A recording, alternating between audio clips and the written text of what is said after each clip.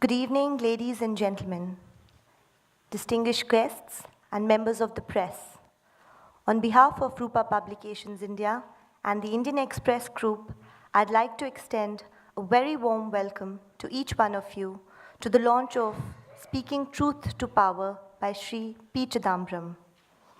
I would also like to take this opportunity to welcome the Honorable former President of India, Sri Pranab Mukherjee, the Honorable former Vice President of India, Sri Hamid Ansari, and the Honorable former Prime Minister of India, Dr. Manmohan Singh.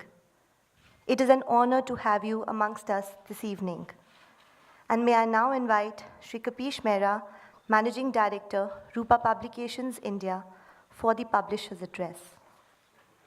A very good evening to Honorable former President of India, Shri Pranab Mukherjee ji, our author, Shri Chidambaram, former Vice President Ansari ji, former Prime Minister Manmohan Singh ji, honorable panelists, distinguished guests, friends from the media, ladies and gentlemen. We as publishers at these book launches are supposed to be giving you a perspective of the book and also sharing our thoughts about how the book came about, the journey, etc., etc. While coming here today evening, while being caught in the regular Delhi Tuesday traffic, I was wondering how fate plays a role in everything we do. This launch, ladies and gentlemen, was supposed to happen on the 29th. But it so happens that it happened today, the 30th. And the 30th has obviously a relevance for all of us, and is a day that is remembered with moist eyes, but certainly with a free spirit. And there couldn't be a better day to release a book called Speaking Truth to Power than 30th itself. And there couldn't be a better venue to release Speaking Truth to Power than this one itself. And there couldn't be a better person to release this book than Pranab Mukherjee himself, something that epitomizes the journey. We've had the privilege of publishing Shri Pranab Mukherjee's memoirs, the 3 volumes. And this is also the 3rd book of Shri Chidambaram with us. It is one of those few moments where 3 and 3 come together, and it is something that we personally believe is a lucky combination. Speaking Truth to Power is an interesting book. It's not interesting just because of the content that he puts out in his columns, which have now been put together in the form of this book, but I think it is very appropriate from the timing perspective. As we head into a budget, as we head into a year which is full of elections, when there are debates about a variety of subjects, not just the economy, but the very fact of existence and subsistence in this country, and where the whole idea of freedom, of democracy is in question, I think the resolution that we should adopt and as a way forward would probably be Speaking Truth to Power. It just so happens that this title was obviously selected a month or so ago, but it certainly speaks about the state of our nation, where we were, where we are, and where we are going. I once again thank Mr. Chidambaram for giving us this opportunity to publish him. It is rare for us also as publishers to have a panel. We have Shekhar Gupta, we have Shashi Tharoor, and Derek O'Brien couldn't make it, but now we have Dr. Ahluwalia as a panelist. It's rare for a publisher to have such a blessing, to have all the panelists either be published authors or yet to be a published author. I'm glad that we have that privilege, and I'm delighted that we have such a wonderful panel. I thank you for making the time, and I thank Mr. Chidambaram for giving us this opportunity. It's certainly a moment of speaking truth to power. Thank you.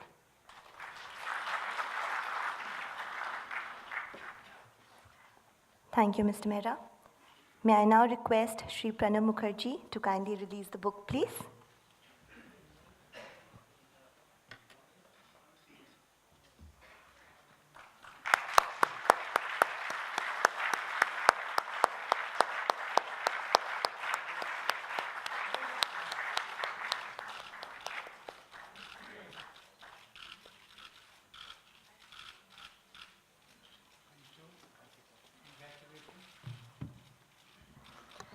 May I now request Sri P. Chidambaram to kindly say a few words.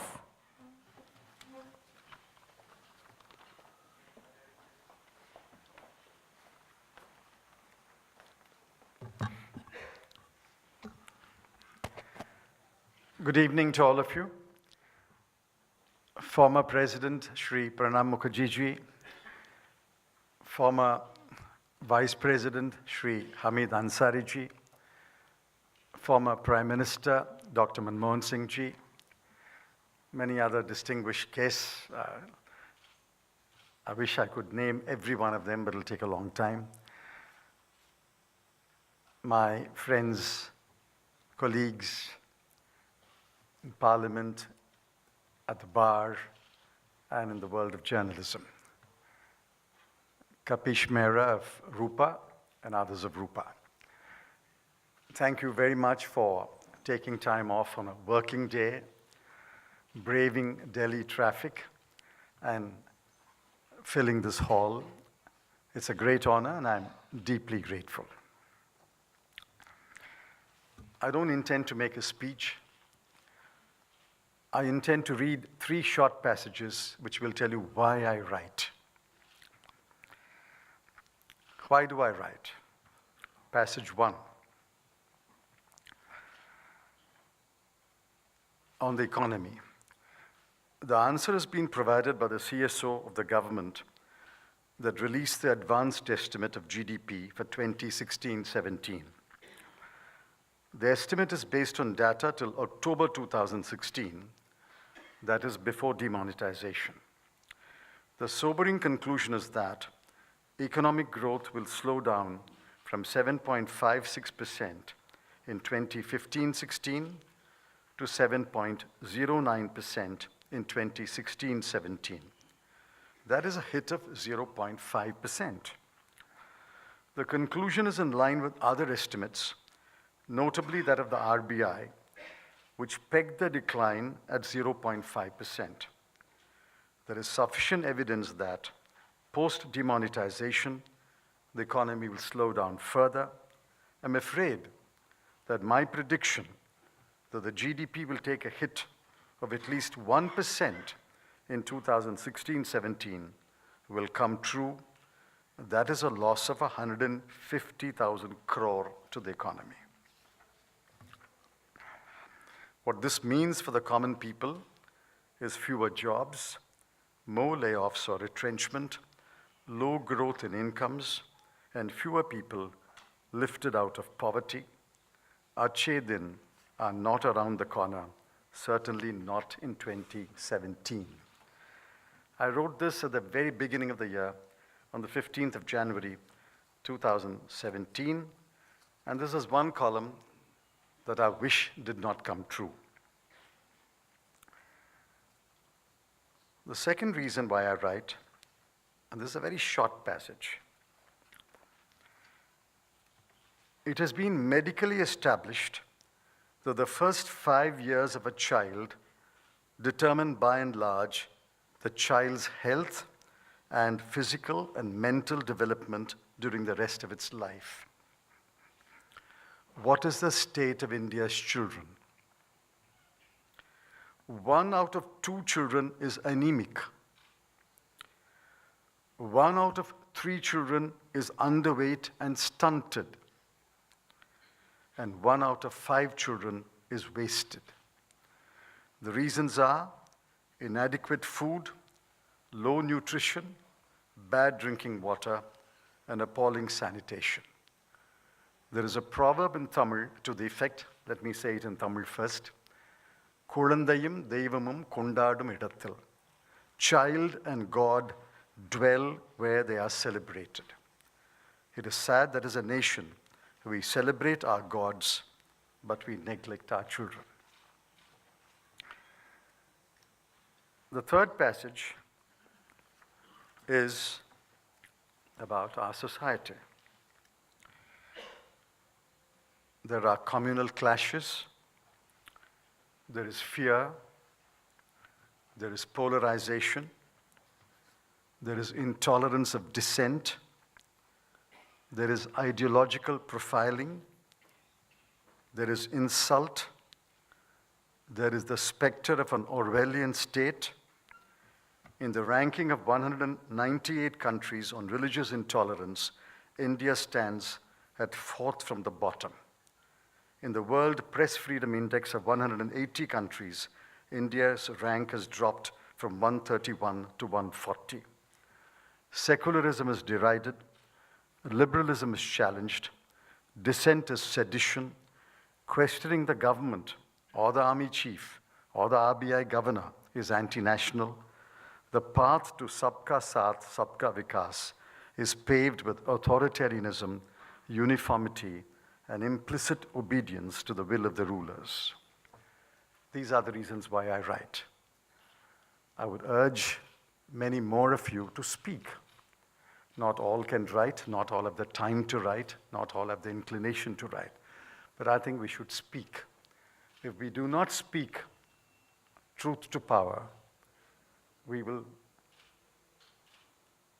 betray the mandate, betray the legacy that was bequeathed to us by our founding fathers.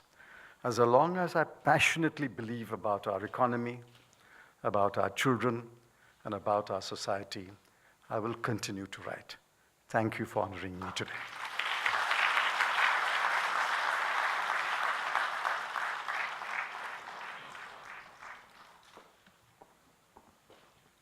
And may I now please request Shri Param Mukherjee to please say a few words.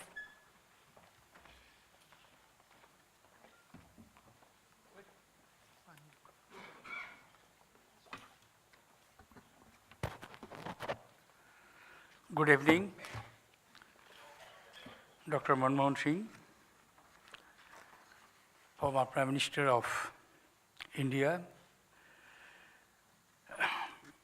Sri Hamid Ansari, Honorable Vice President of the Republic, author, politician, colleague in Parliament and government. Over the years, Sri P. Chidambaram, Sri Kapish Mehra, distinguished guests, ladies and gentlemen. When I received the invitation for launching this book and formally I released it, I was a bit surprised in the sense that what I should say in the formal launching of the book, as I have already given my assessment while writing the foreword of the book. Like many of you, I had the privilege of going through some of the pieces when they were published in the columns written by him in Indian Express. I am particularly referring to 3 articles, and I am grateful to the author and my friend Sri P. Chidambaram for sharing his thought and perhaps reflecting the thought and same feeling in 3 articles written in the May 2017, Thinking Moment, Thinking Feelings, on 7th May, 14th May, and 21st May 2017. Violence, slow rate of growth, joblessness, uncertainties in various economic field. He has analyzed with a professional eye and also provided the alternative solutions. It is because of his long association and particularly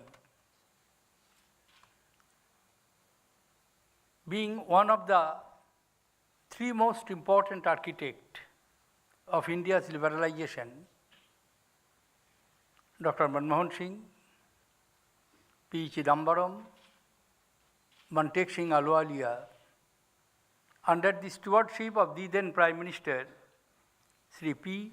V. Narasimha Rao, in the early 90s. Chidambaram had the privilege of piloting the international trade as Minister in charge of Commerce. And Dr. Saab was the Finance Minister. Mr. Ahluwalia was the Deputy Chairman Planning Commission. This team brought revolutionary changes in the economic policies of this country and which led the main fiesta of the economic reforms. And substantially nobody has deviated from that path. No doubt there is differences in emphasis and degrees. It is bound to happen in a multi-party democracy when the responsibility of the government as the choice of people falls from party to party. Every political party has its own philosophy, which gets reflected in their manifesto to the people, which is a commitment to the electorate. And a vigilant nation,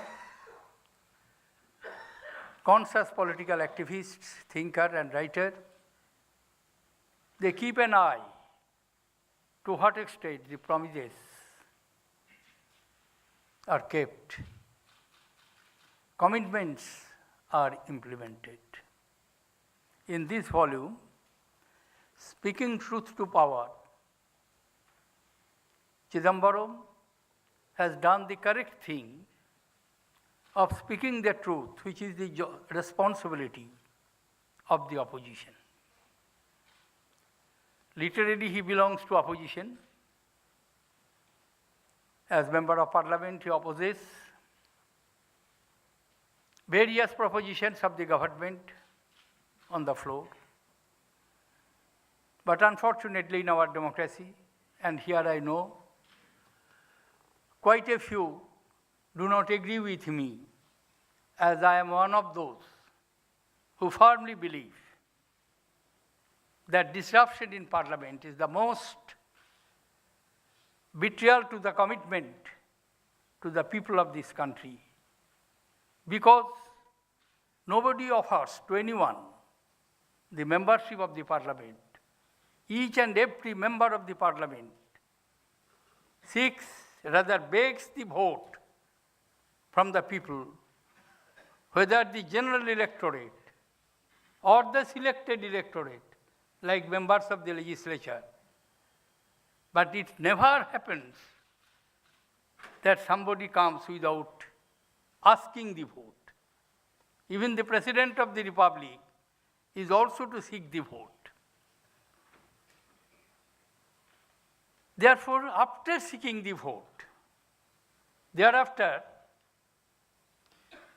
finding out a theoretical proposition that disruption is an effective parliamentary intervention, unfortunately, I am one which does not agree with it. I do feel,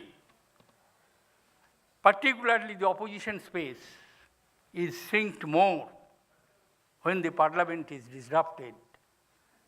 And in one way or other, instead of opposing the government of the day, it serves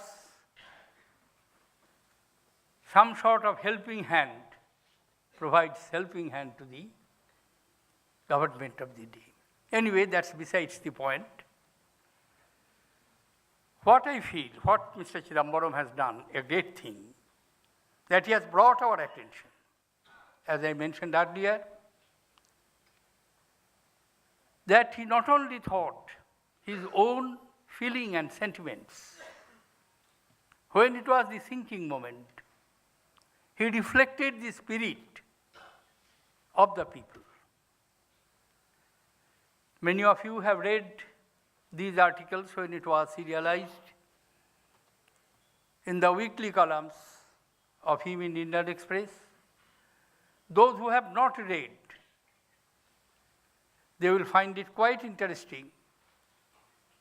And the way it has been presented in this book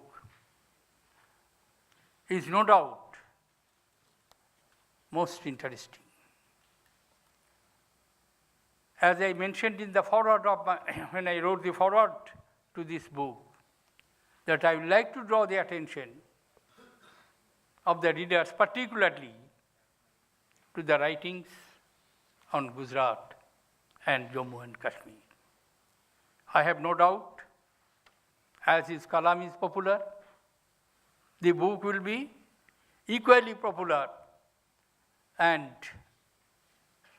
there is one commonality apart from we belong to the same party and we shared larger part of our governmental careers under the same Prime Minister, starting from P.V. Narasimha Rao.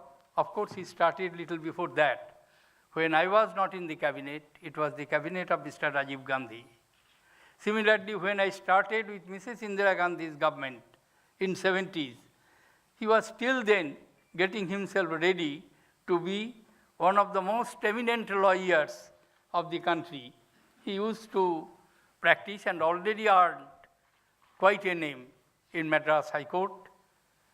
And his wife, equally an eminent lawyer, Nolini Chidambaram, was the counsel of Revenue Department in the Madras High Court when I was Minister of State in charge of Revenue and Expenditure in the early 70s.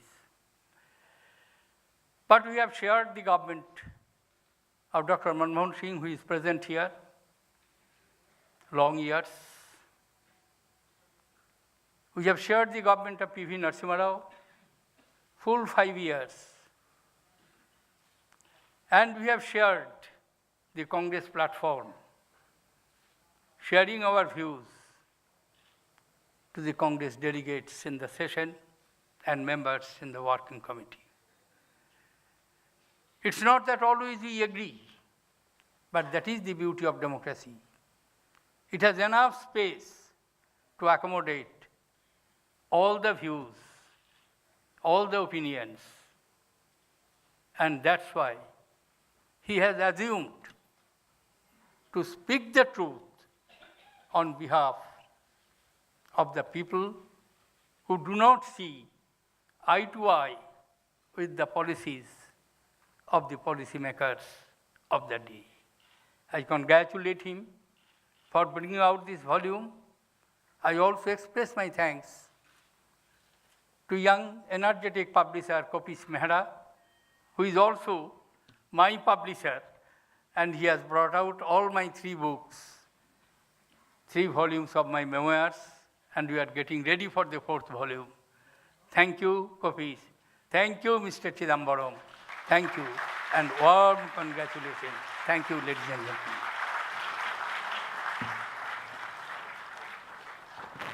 Thank you so much, sir. It's always inspiring to hear you speak, and thank you so much today for your valuable time and sharing your insights. Our esteemed panelists need no introduction, but I'd still like to take a moment. Dr. Shashi Tharoor, best-selling author, politician, and former diplomat. Dr. Tharoor straddles several worlds of experience. Currently a second-term Lok Sabha Member of Parliament. His latest book, Why I Am a Hindu, which released earlier this month, is already topping the charts. Mr. Montek Singh Ahluwalia is an Indian economist and former Deputy Chairman of the Planning Commission of India. Mr. Shekhar Gupta is the founding chairman and editor-in-chief of The Print, India's newest media startup. He also writes a widely acknowledged weekly column, National Interest, and hosts the popular show Walk the Talk. And of course, we have Ms. Nidhi Razdan, who will be moderating today's discussion and is the executive director at NDTV. Thank you. Over to you, Nidhi.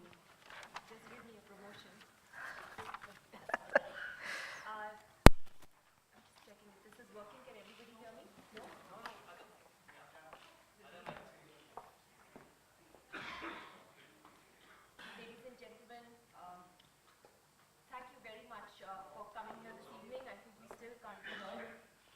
Yes. We do this on live TV every day. Managed to recover somehow. It's a great honor to be here this evening. Congratulations to Mr. Chidambaram.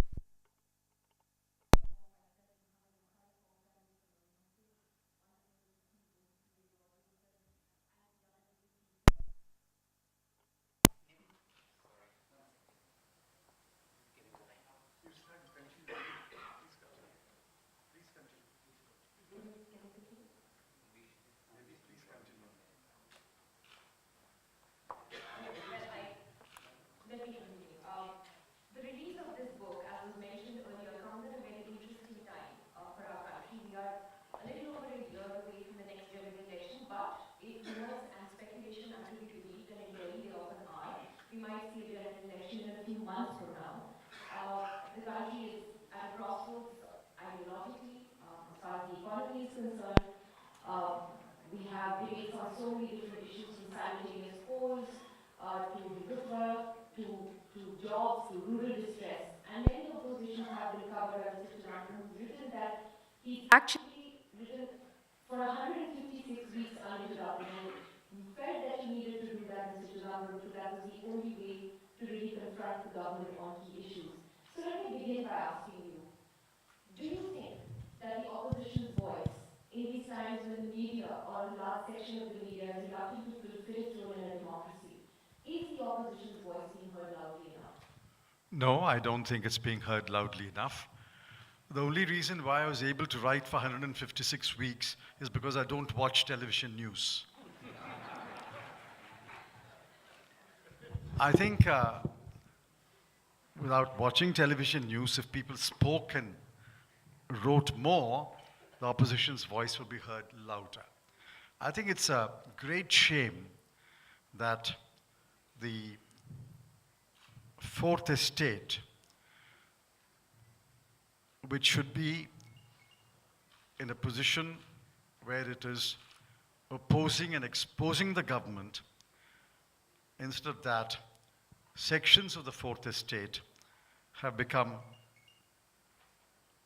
I don't want to use strong words,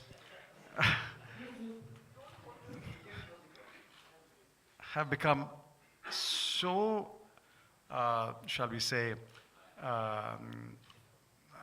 compliant, so docile. The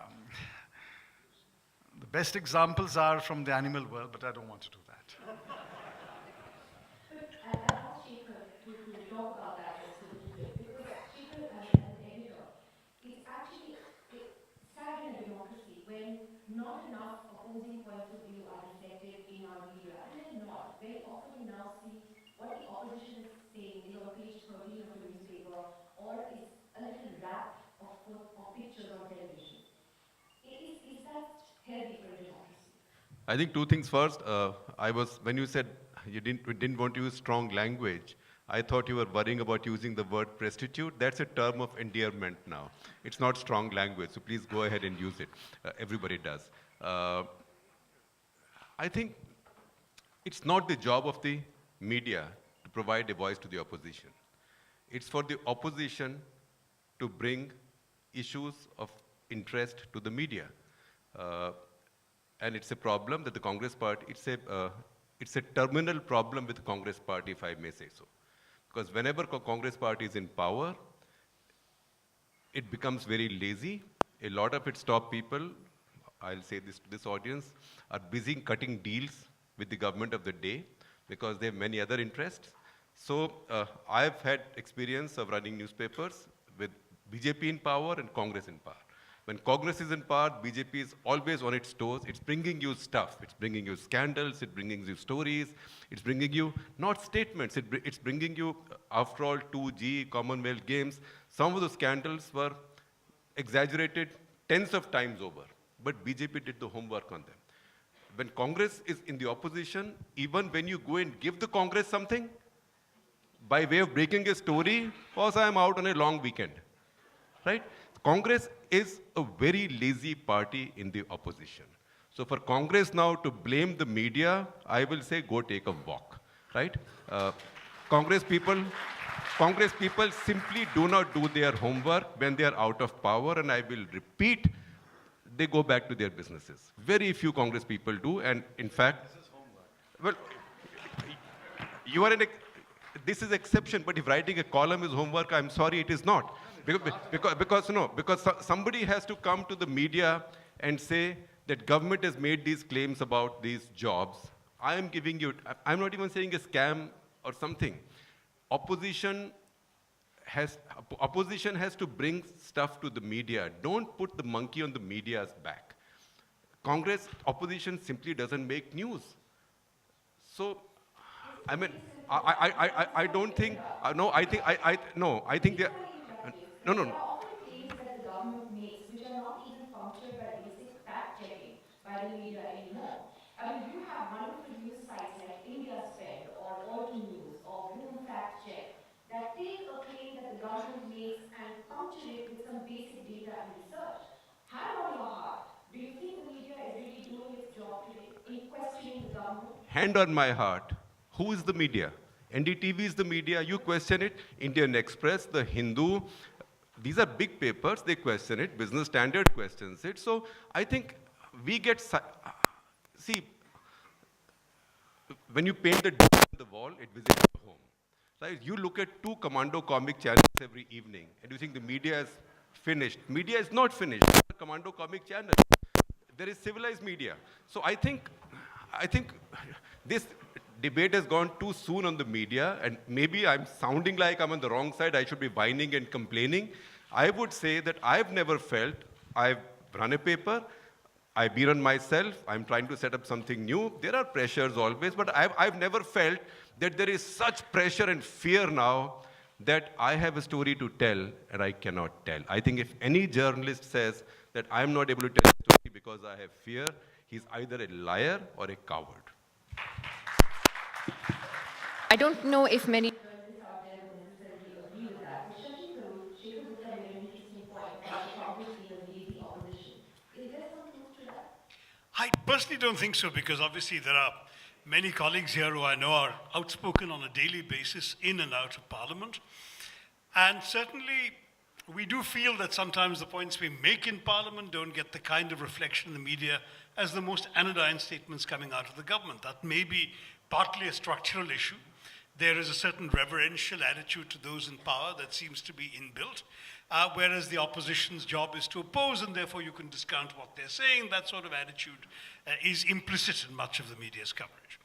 But where perhaps we should be doing more is not at the level of Mr. Chidambaram's book or my own articles or the speeches of many of those sitting in this hall today, but maybe a little more in the streets.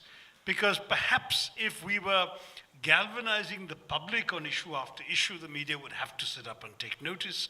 And at the moment, that may be the one thing we should be doing more of. So what's stopping you? Well, I mean, we're getting organized, getting up there. Elections, to some degree, do play a role in this. When the party was focused on Gujarat, it was doing a lot in Gujarat. And it was all over the place, tremendous public turnout. Everybody was out there. But at that time, in the rest of the country, perhaps there wasn't quite that much going on. Partly it's about grassroots organization, which is uneven across the country.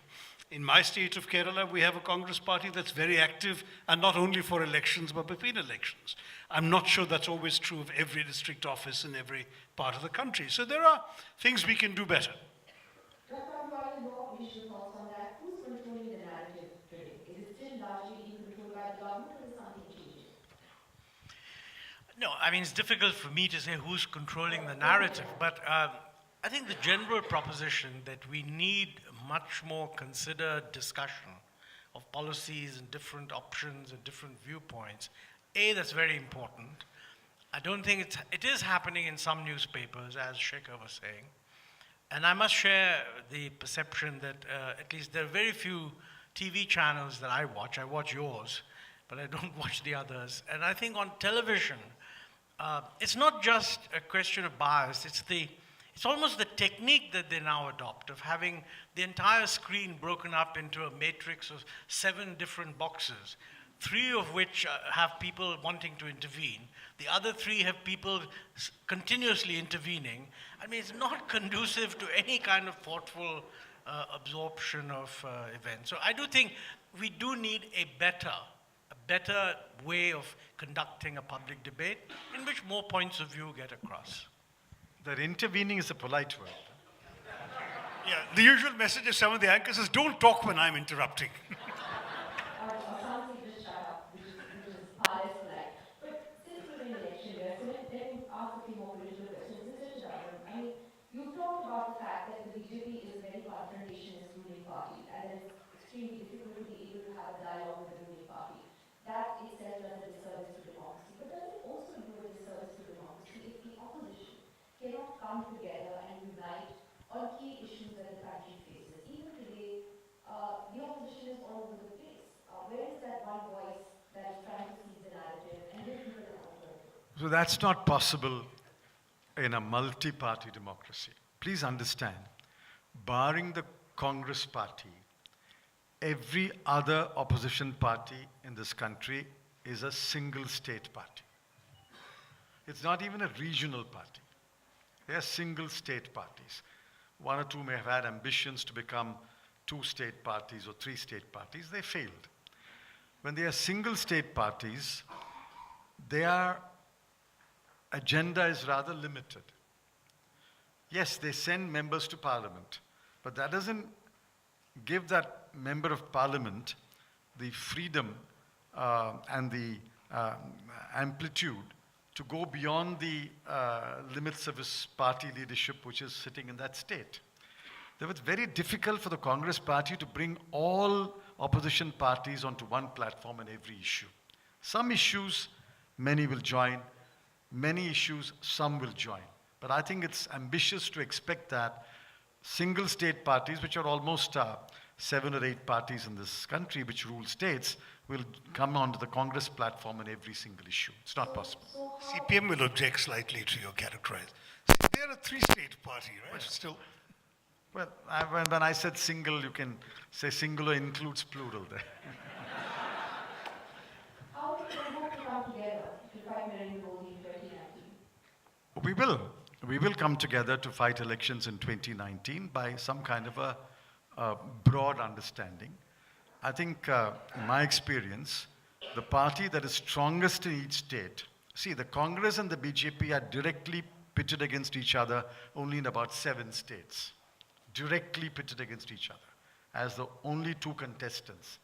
In all of the states, it's the Congress shares the opposition space with somebody else, like in Maharashtra, or there is a regional party which is stronger than the Congress, like in Tamil Nadu, Andhra Pradesh, Orissa, Bengal, Tripura. There's state parties which are stronger than the Congress. So there will be some kind of a pre-election understanding in many states. There will be a post-election understanding in many states. Just elaborate on that. How is that going to work? Because at the moment, it really does seem the opposition is all over the place. Akhilesh Yadav says he doesn't want to align with the Congress. The CPM says it doesn't want to have anything to do with the Congress. The NCP appears to have reservations about Rahul Gandhi, and so Congress had to tell the NCP yesterday, Sharad Pawar, that no, don't forget Sonia Gandhi is still our leader in Parliament. How do you get over all these contradictions? I mean, the general election could happen in 6 months. I mean, according to rumors, it could even happen in 3 months. Yeah, these rumors are very interesting. And that may be a subject we should pump the journalists on. Tell us what you're hearing. But on this, frankly, a lot of this is yet to take place. There are conversations happening. They're above my pay grade, so I can't speak with a great deal of inside knowledge on what alliances are being struck. But some of these are fairly evident from common sense observations that in some places, alliances or understandings will indeed be possible, but they may not be the same ones that happened during the previous election. Things have changed, things have evolved. I think in every case there will be fresh discussions. Once the agreements are reached, the main thing is where the BJP is the big party in a particular state, the opposition will see for itself that it's in its interest not to undermine the BJP's vote. Where a regional party is the strongest party in a state, and the BJP and the Congress are on, if you like, a more even keel, then you would have a different sort of approach. In the case of Bengal, for instance, where Trinamool is clearly the 190-pound gorilla on the beach, there are three smaller parties which will have to figure out their understandings. And clearly the BJP is not going to find allies amongst the other two, but the other two may well want to consider, do they ally with each other? Do they go it on their own? Does the Congress, for example, see an affinity to their old colleague who's now Trinamool? So these questions all have to be answered. If you're implying in your question that there are greater contradictions between some opposition parties, then would make alliances possible, you're objectively right. But the fact is that nonetheless, there's nothing like, as Dr. Johnson said, hanging in the morning concentrates the mind wonderfully. If you don't come to an understanding and you know the result could be 5 years more in the opposition wilderness, you might well come to an understanding, even if you have differences. To take on President Modi. And for what it's worth, a couple of recent surveys have shown that while anti-incumbency is within the government, and even the Prime Minister's own popularity is declining, he's still overwhelmingly popular. Is this enough to take him on? Well, it's a year and a half left to the elections. Momentum is very important. You have to see which direction is the momentum in. You've seen over the past 6-8 months that momentum is not in the direction where Mr. Modi might want it to be. So there is an opening available there. But the opposition, just coming together doesn't mean that arithmetically votes will get added. Because when this opposition comes together without a leader, without an agenda, without a clear enough statement of, what's the issue? No, you go ahead. Okay. Please don't interrupt. Let him get his stuff done. He'll keep on doing it, That mic is not working, So BJP will immediately then respond by saying one more khichdi. And khichdi's have a bad track record in our country. Now, UPA was put together in 2004, not because it was planned as UPA, because numbers had a certain logic, and a certain number of people, just a couple of years after Gujarat riots, came together and set up an unlikely government. 2009, I have to say, in Dr. Singh's presence. That's because when the nation is sick, it is given khichdi. Well, yes and no. So you can try that a second time. I dare you to use that line in an election campaign. When BJP says, even in a TV debate, you are giving a khichdi, say when the nation is sick, we'll give you a khichdi. You will save your own seat, right? But a lot of your party men will. So 2009 UPA won because Dr. Singh ran a very good government. He ran a very good government. He made major changes and improvements in many areas, which proved many skeptics like us wrong. We thought with the left there, they will not be able to do it. Now, if you go back and you don't have coherence in what you're doing, then I think this kind of opposition unity actually will play to Mr. Modi's strengths. You have to have common agendas earlier. You have to show much better results in the state elections that come up now. You have to convince a large enough number of people that these guys can come back and rule. And also, frankly, this is Lutyens' Delhi. Mr. Modi, I think he came to power saying he'll destroy Lutyens' Delhi. He's done nothing of the sort. He's just replaced an earlier Lutyens with its own Lutyens. So unless you can convince this bureaucracy, NIA, CBI, ED, everybody, that there might be a change and you should not be doing certain things that you are doing, it will be very difficult. And they will only be convinced if they see the possibility of a change. I'm disagreeing with you, but what is the opposition's narrative? If I was a voter today, I would ask, what is the opposition? Firstly, what who is the Shekhar opposition is saying, and what is it that they're offering me that is different? What Shekhar is saying, practically everybody said pre-Gujarat. You can't get your act together. You can't challenge Mr. Modi in his den. But what happened in Gujarat? But for a few mistakes that we committed, in Gujarat, the Congress could have formed the government. Our analysis shows in 12 polling booths, just 12 polling booths out of about 50,000 polling booths.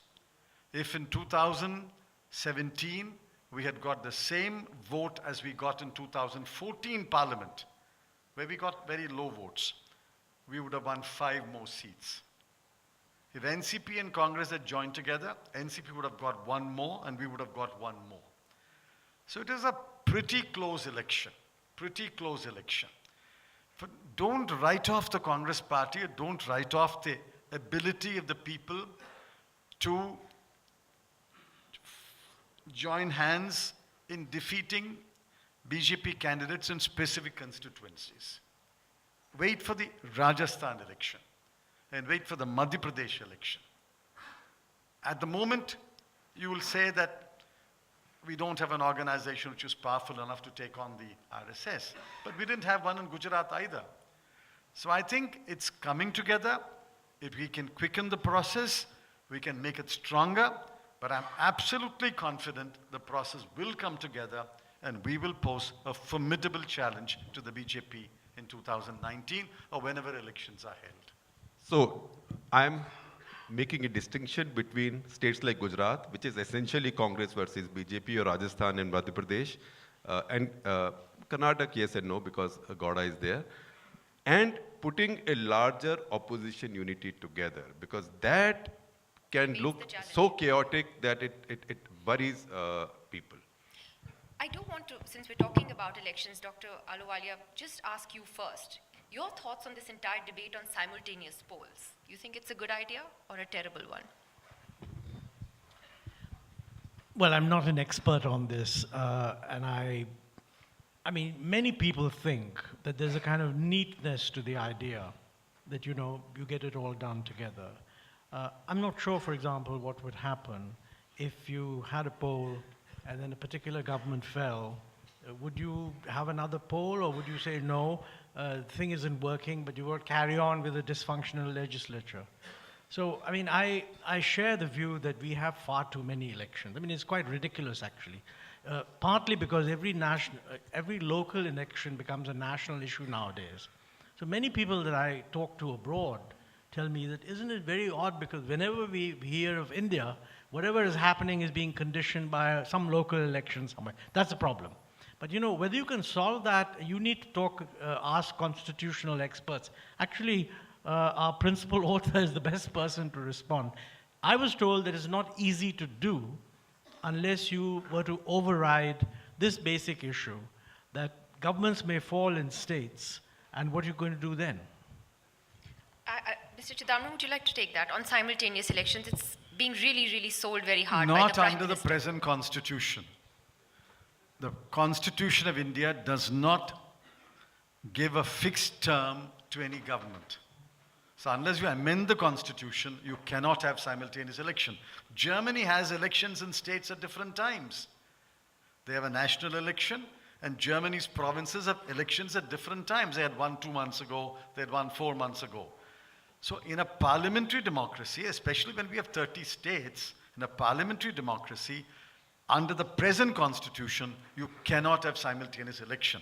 You could artificially construct an appearance of a simultaneous election by preponing some, postponing some. But you can do that maybe with parliament election in 5 or 6 states. How can you do it for 30 states? No state government, central government has a fixed term under this constitution. And what if a government falls tomorrow? Will you put it under president's rule for 4 years? It can't be done. This is another of these election jumlas. No, one nation, one tax was a jumla. Now one nation, one election is a jumla. Shashi Tharoor, your quick thoughts on that. I mean, the Prime Minister is calling for a debate on this. Is it worth debating? I mean, or is it just a non-starter? No, there are very, very good objections that both Montek and Mr. Chidambaram have raised. These are practical issues because in a parliamentary system, each government in every state depends on a majority in the assembly. If as a result of a party split or a change of allegiance or whatever, that assembly majority changes, what happens? The glib answer we're getting is that they would have to, you could not bring a government down without having the votes to create an alternative government.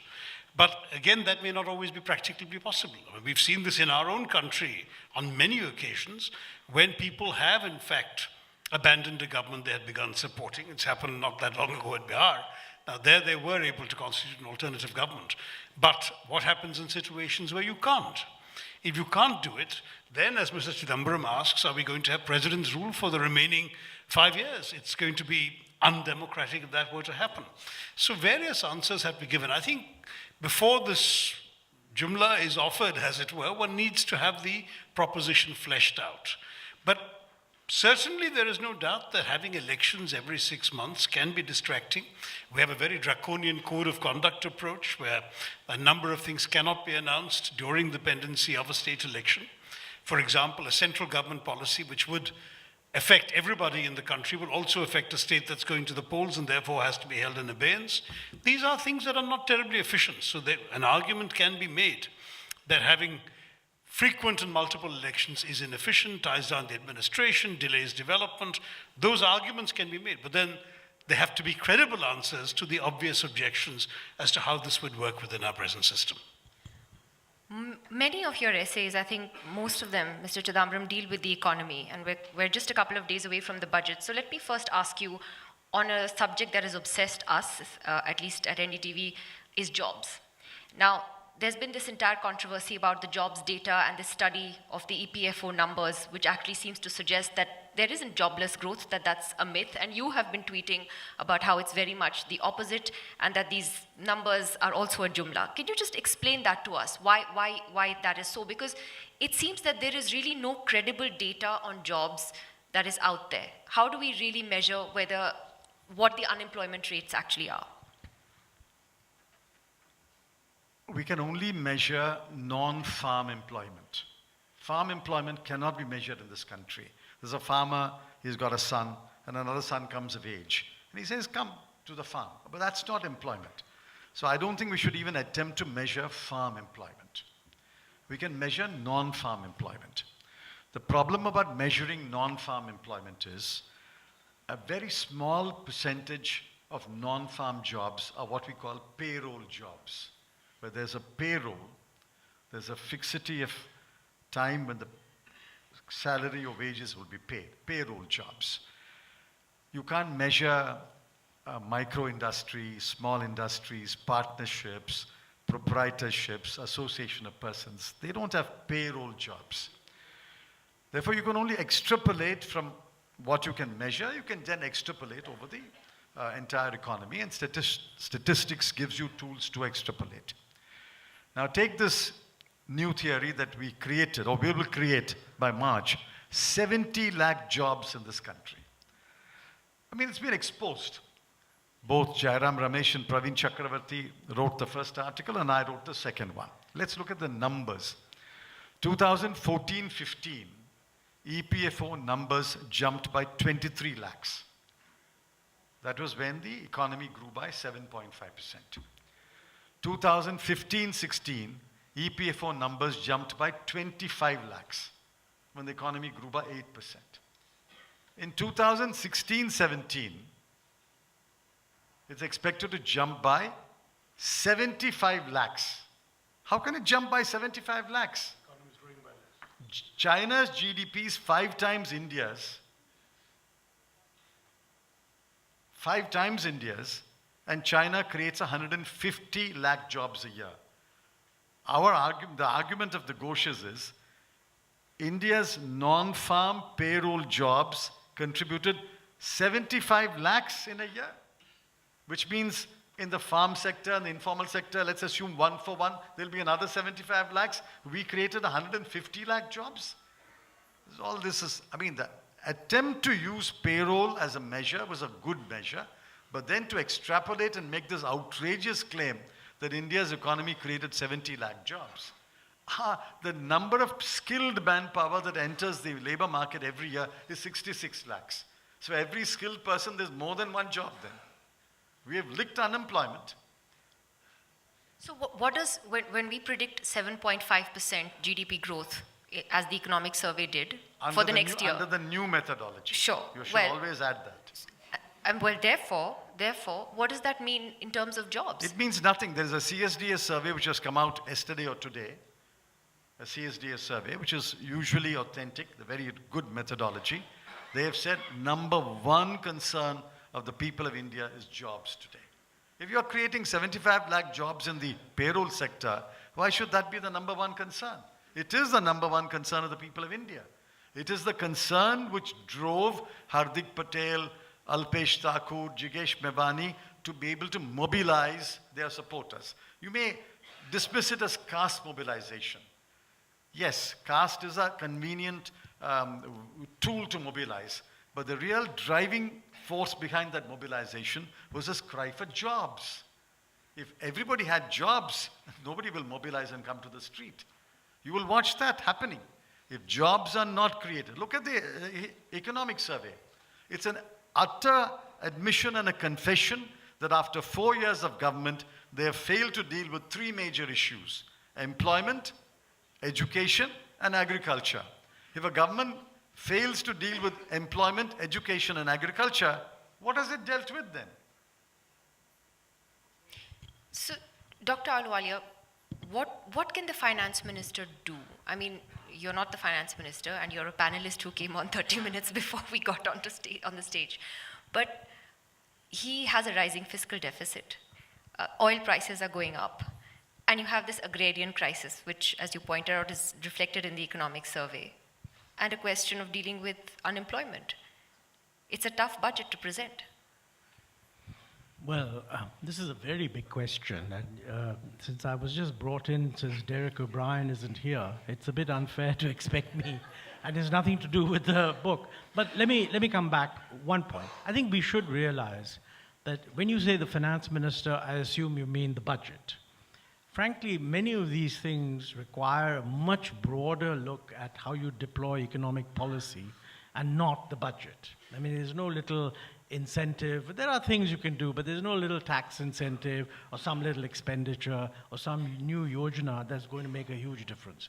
And in fact, if you go, I'm not making a comment on this particular government, but if you go back over the years, you know, finance budgets have become occasions to lay out a big roadmap. Some of the things they say fall by the wayside, some work. The key issue to me, I mean, I agree with the view which Mr. Chidambaram just expressed, that employment is a key issue. You know, at different times, different things become issues. And at one time, for example, the argument was, how many people are below the poverty line? The general perception is that given those poverty lines, enough people have now gone above that. And people are no longer interested if you tell them, you're not below a poverty line, because they want to know, am I getting a decent job? The other thing is that with rising education, more and more kids have got into school. They're coming out with what they think is a better degree, and they're therefore looking for better jobs. Many of the jobs that the economy will produce in the informal sector, even with high wages, will not satisfy them. Now, how you handle this problem is not easy, and it's not just for India, it's across the world. But to my mind, let's be clear about one thing.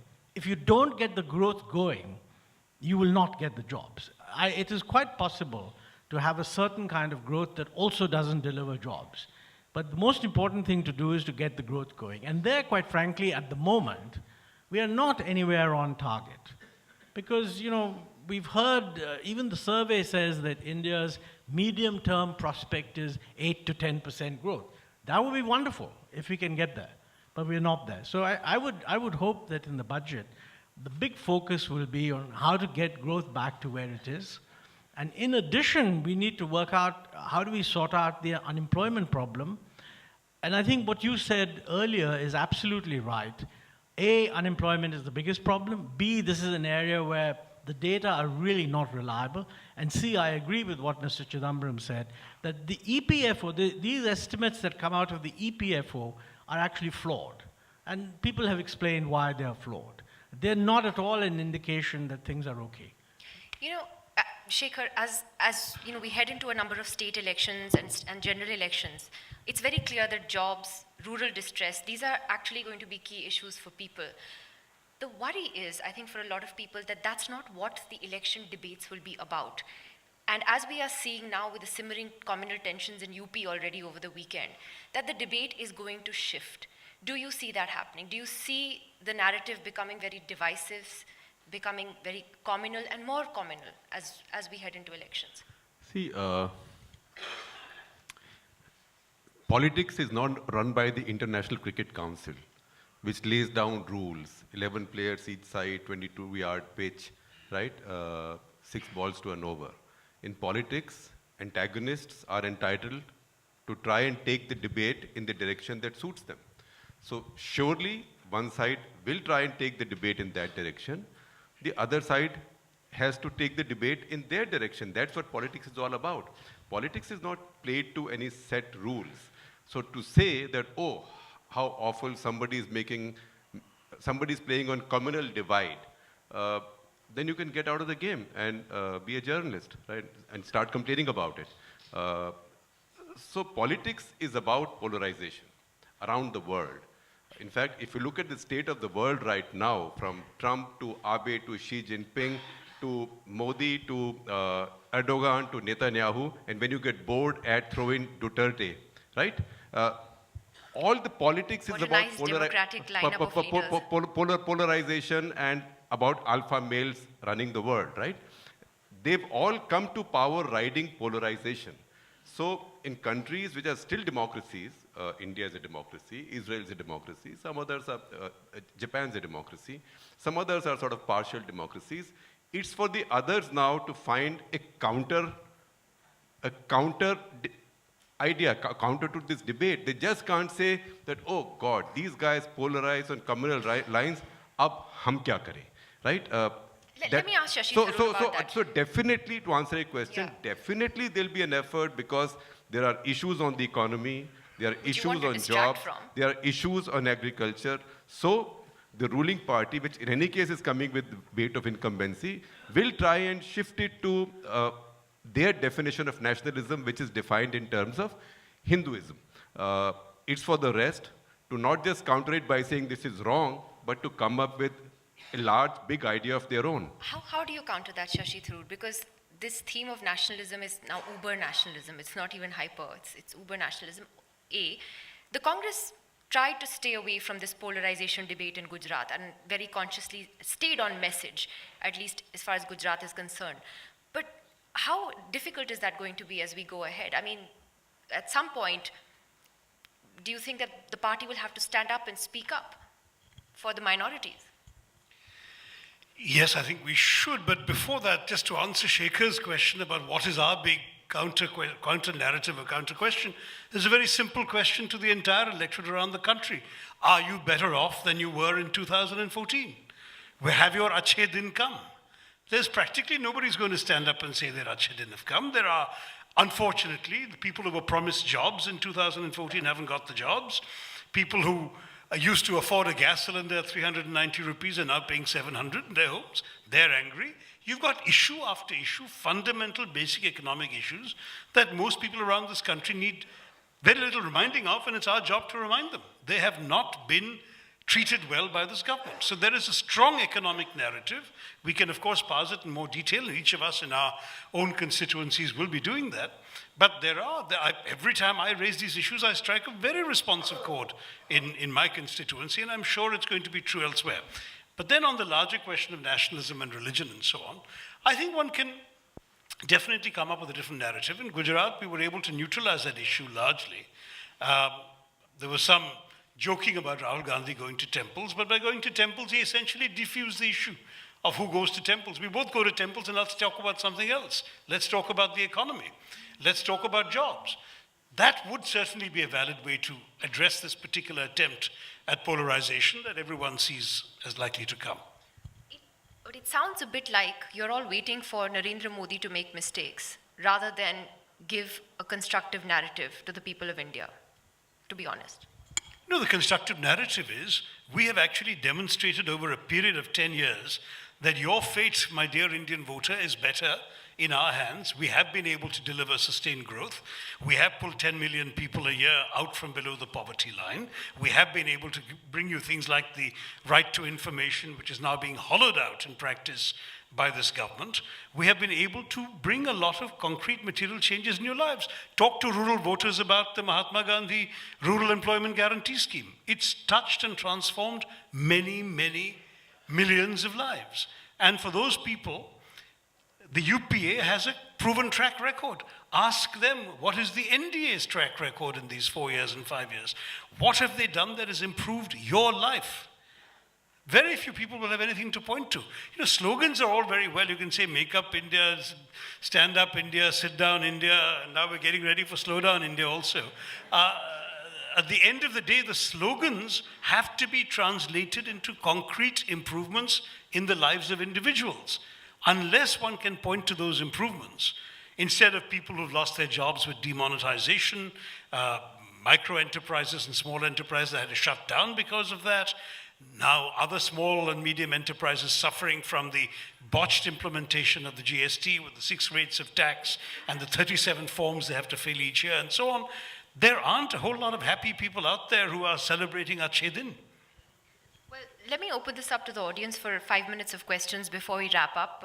If you'd like to ask a question, you could please raise your hand. And I see Dushyant Dave has already raised his hand. Is there a mic that we could hand over?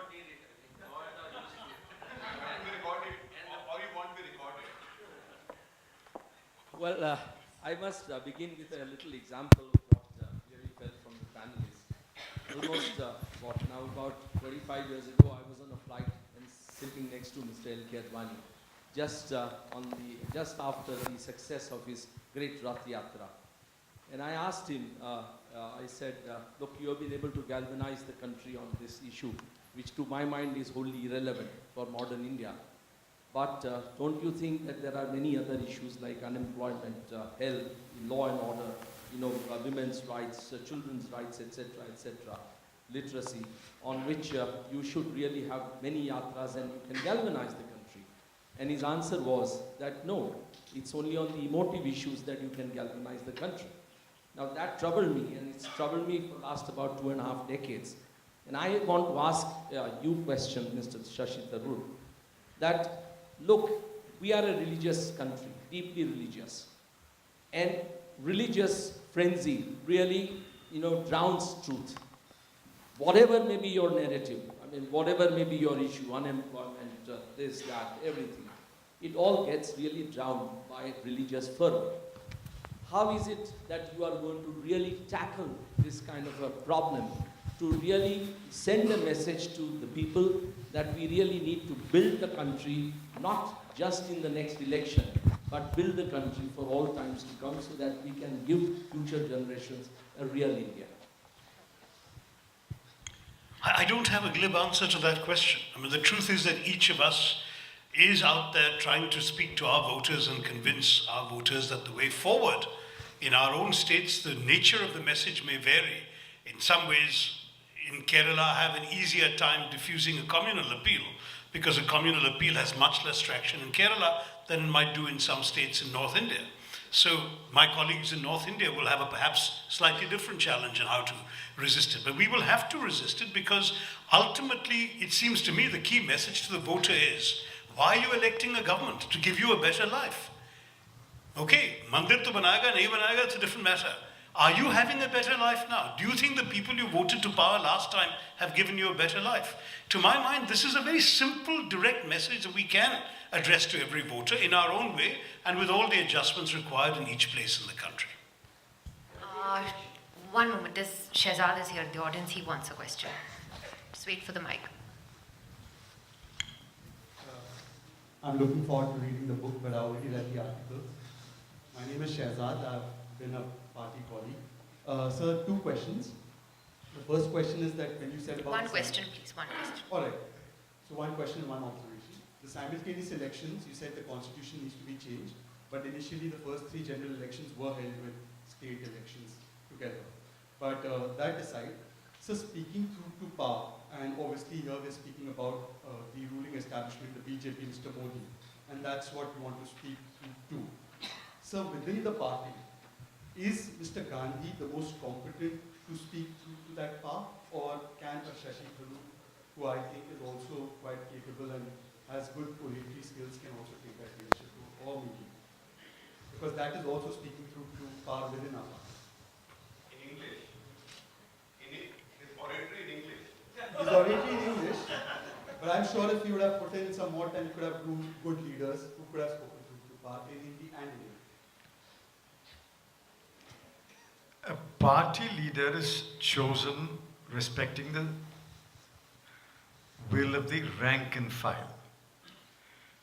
Now, I don't know how many of you know what the rank and file of a party is. I know what the rank and file of a party is. Without doubt in my mind, and without being judgmental at all, you're trying to be judgmental, I'm not. Without doubt in my mind, I'm absolutely clear, in any part of India, if you go to 10 Congress workers, 9 out of 10 will say, Mr. Rahul Gandhi should be our president. It's not for you or me to say that's right or wrong. You're judging them. You can't judge them. Suspend your judgment.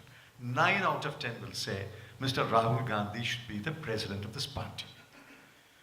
Now, I want him to succeed, as I'm sure Shashi wants him to succeed. He will succeed. He almost succeeded in Gujarat. Almost. Just one step. I think that horse won by what they call half a head or something. We could have. I'm telling you now, wait. Wait for Madhya Pradesh, wait for Rajasthan. We will succeed. And then you may change your view. Professor Mukherjee has a question. The mic there. Sir, with the mic, please.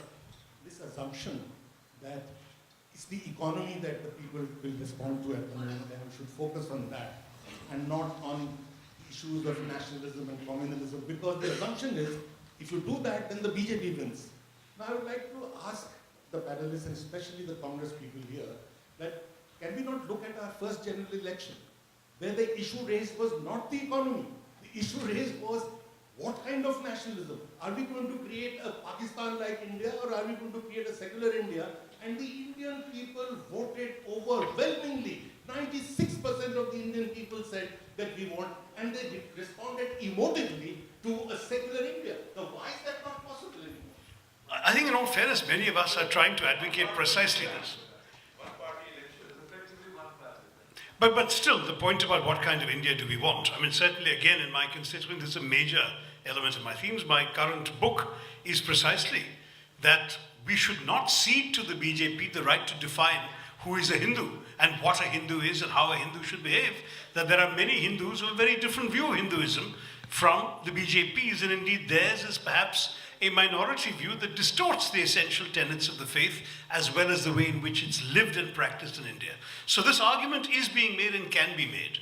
But ultimately, for the reason that that Dushyant Dave mentioned, the emotional content of appeals to a community in danger and so on, which have worked time and again for the BJP in various places.